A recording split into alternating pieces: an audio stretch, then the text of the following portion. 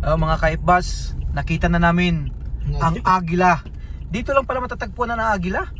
Oo, no? Tingnan mo, sa Davao City. Palabas na kami ng Davao City going to Bukidnon.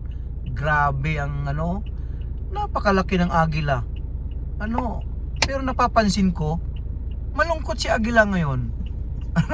Baka may dinaramdam po si agila. Kaya andito, grabe ang dito sa Davao City.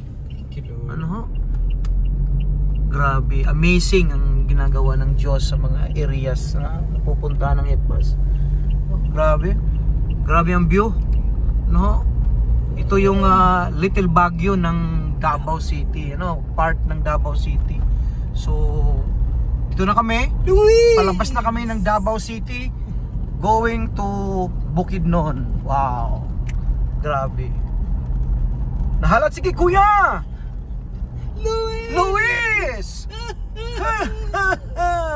Kumusta ikaw kuya? Luis!